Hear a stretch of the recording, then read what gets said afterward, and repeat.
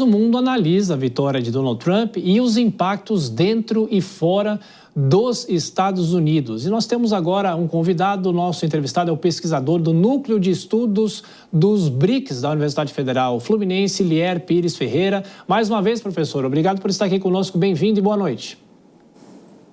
Boa noite, Tiago, boa noite, Dora, boa noite, Cristiano, boa noite àqueles que nos assistem nesse momento. Vamos lá. Bom, professor, são inúmeras as perguntas e, como a própria Dora diz, muitas ainda sem resposta, né? Mas eu começo essa discussão com o senhor, claro, com a participação dos comentaristas também, falando sobre a relação do Brasil com os Estados Unidos e de que maneira é possível esperar uma relação mesmo com todas as diferenças ideológicas e com essa questão da instabilidade, talvez, que o próprio ministro da Fazenda cita, e também há uma preocupação também como que Donald Trump vai se comportar na presidência dos Estados Unidos e mesmo com esse discurso mais moderado que ele fez depois da vitória. Professor. Tiago, eu começo a responder pegando o fio da meada deixado pela Dora Kramer.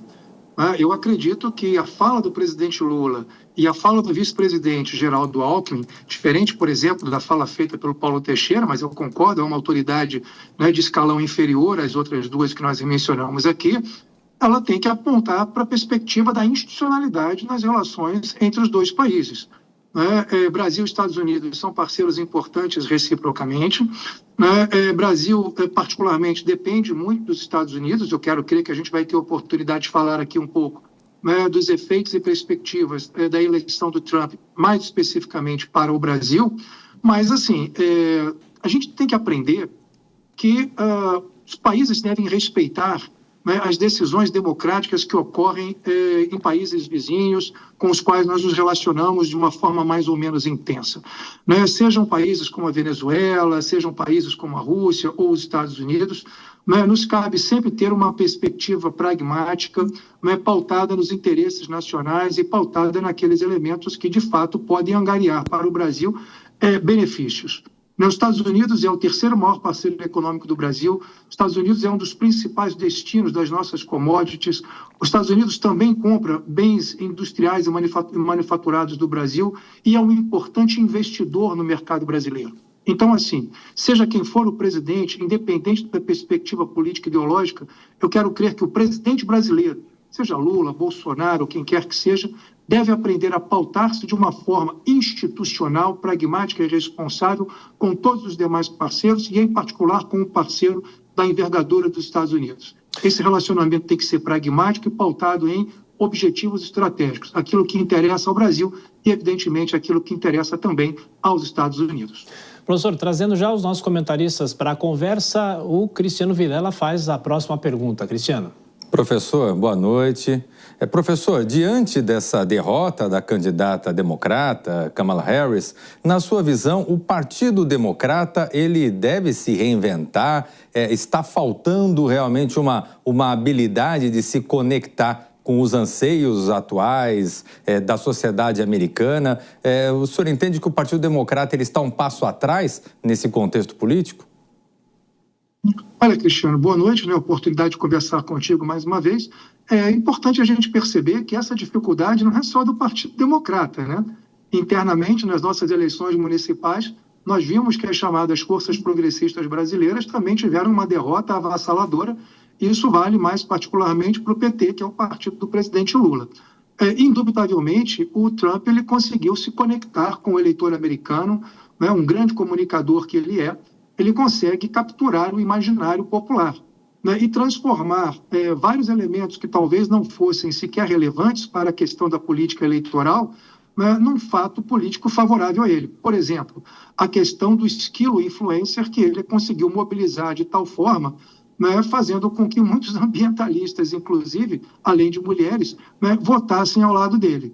O Trump ele venceu não apenas, né, nos redutos tradicionais do Partido Republicano e também nos chamados swing states, mas ele conseguiu, por exemplo, adentrar, né, em áreas que são tradicionalmente vinculadas ao Partido Democrata. Um exemplo é o Novo México.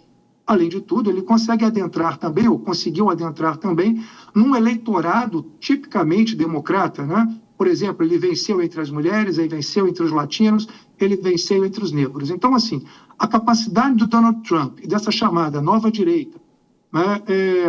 E o Donald Trump, nesse momento, né, turbinado por atores como Elon Musk, Peter Thiel e outros, né, nomes, né, desse mundo da tecnologia, das redes sociais, né, ele consegue, de fato, estabelecer uma conexão direta com o eleitor americano, né, e falar para o público sem as mediações da mídia tradicional e das instituições políticas. Então, assim, ele vai obrigar não apenas os democratas, mas também, é importante dizer, os próprios republicanos que se opõem a ele dentro do partido a se reinventarem.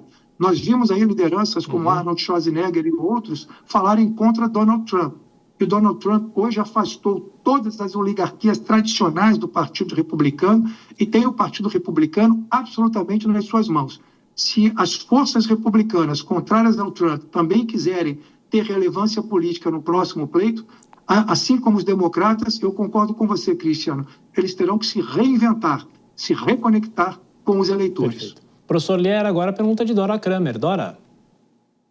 Professor, o Donald Trump, além de ter tido uma vitória muito superior àquela que ele teve lá em 2016, ele tem a maioria no Senado, a maioria da Câmara, que já vai se formando, a maioria da Câmara, muito ampla no Senado, ele tem maioria na Suprema Corte, enfim, ele tem, como o senhor disse, o partido nas mãos deles, tem a maioria na sociedade.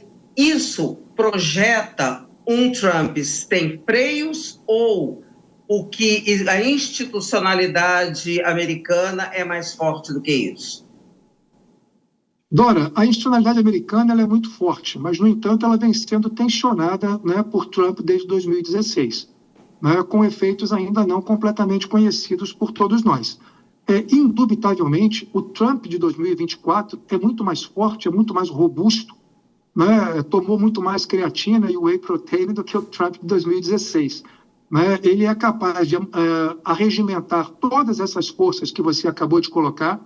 Né, a questão do Congresso Nacional é fundamental, ele vai ter maioria na Câmara, ele vai ter maioria no Senado, muito provavelmente. Né, ele tem o partido nas mãos, ele tem a Suprema Corte. Então, assim, o que a gente espera é um Trump muito mais forte, muito mais vigoroso, muito mais apto a apontar para as suas pautas históricas. Por exemplo, a questão da imigração deve sofrer um forte refluxo na política americana. Né? A lógica da liberalização econômica, do ponto de vista das relações internas, deve se acentuar, o que não vai acontecer, por exemplo, do ponto de vista externo. Né? Ele já falou na supertaxação de produtos chineses que vão sofrer até 60% de taxa no mercado americano, dentro da lógica de valorização das empresas americanas e, mais particularmente, dentro da valorização dos trabalhadores americanos. A gente sabe que, do ponto de vista do Oriente Médio, Trump vai continuar apoiando a política de Israel, particularmente a política de Netanyahu, mas no fronte europeu a gente espera algumas mudanças significativas, como, por exemplo, o Trump diminuindo o apoio norte-americano à OTAN e, particularmente, à Ucrânia, no contexto, né, da guerra com a Rússia. Então, assim, a gente acredita que vai haver um Trump muito mais autêntico, né, um Trump muito mais forte, e capaz de impor as suas pautas interna e externamente de uma forma muito mais vigorosa do que aquela que nós vimos em 2016.